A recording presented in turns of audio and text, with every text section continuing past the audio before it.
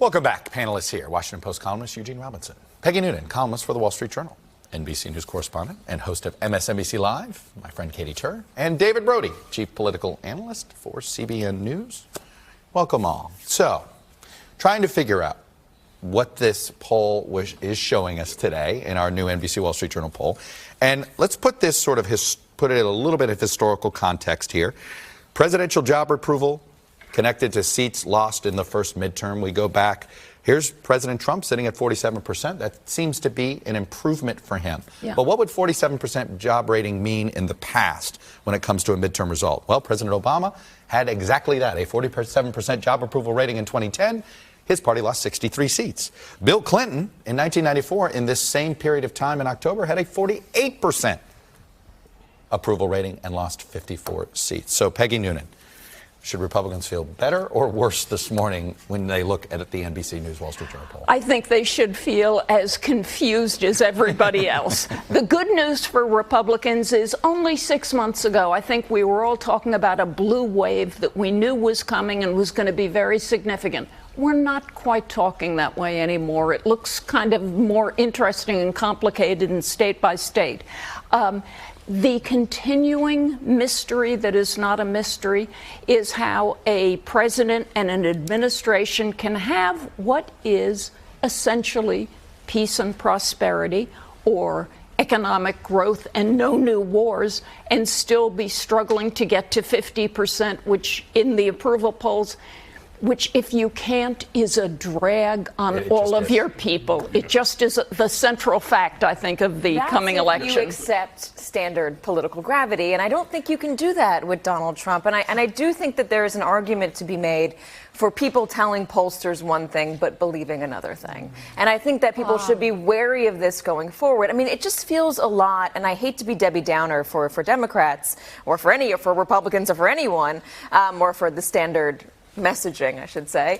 But this feels a lot like 2016. It feels a lot like how everyone was talking in 2016. The Democrats are going to win. It's going to be a landslide. Donald Trump's going to pull down all Republicans. There's no way they're ever going to win. And it just, when you go out and you talk to people on the road, they talk about health care a lot, but they're also not necessarily talking about, when you talk to a variety of people, how much they hate Donald Trump. Well, you know, it's funny you bring that. Let me bring up Amy Walter, because you sort of channeled her column that I wanted to use to get you guys talking. She noted the difference between, or the similarities to 2016, and she writes, the Clinton campaign led with a message that emphasized her stability and his, meaning Trump's, lack of judgment and decency. That didn't work out so well. So this year, they are leading with bread and butter issues and leaving the debate over Trump's tweets to the cable TV panels. And Gene, let me put up these issue numbers. These are the gaps between, on the generic ballot, among those who say the economy is number one. Republicans have a 28-point advantage in the generic ballot. Among those that say immigration is their top issue, they have a 19% advantage. Those are on the Republican side. But look at this advantage for Democrats among those who care about health care, which is, with the economy, one of the top two issues, and it's a 47% advantage. And that's why Democrats are going to keep talking about health care and pre-existing conditions. You're going to hear that phrase so until it's ringing in your ears. You know, there still could be a blue wave, or there might not be any wave at all. It's the only thing that feels like 2016 to me is the squishiness, and the big uncertainty is for Democrats to do really, really well. Democratic voters have to do something that they don't usually do, which is vote in midterms, and so people who don't usually vote in midterms have to come out.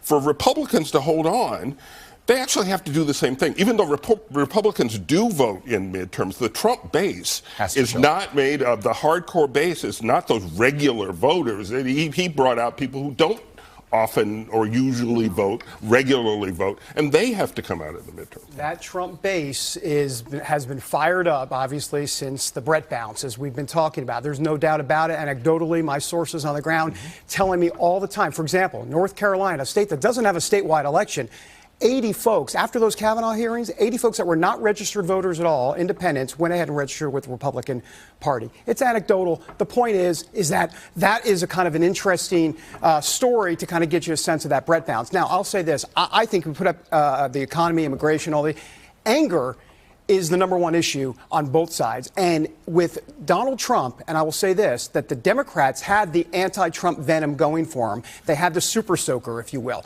The problem is now problem for Democrats is that Republicans now have their own super soaker in Brett Kavanaugh. And I will just say, you mentioned 2010 and 1994. What was motivating in those elections? The Tea Party in 2010, the contract with America in 1994, and both Democrats suffered under it. This time around, you don't have that full-on hate because you have it on both sides, and I think that's a big difference. One specific group to watch.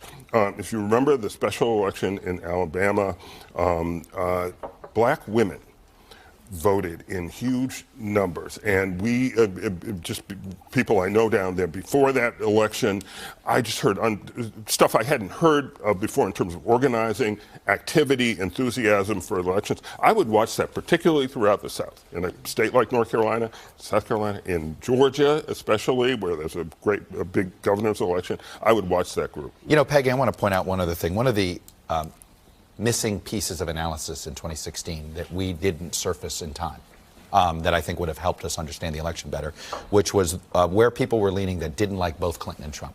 And he won those voters 2-1. Well, I wanted to put this graphic up. These are people that don't like either political party right now. In September, the split between who did they want to be in control of Congress among people that were negative on both parties was advantage Democrats, but narrowly, 43-38.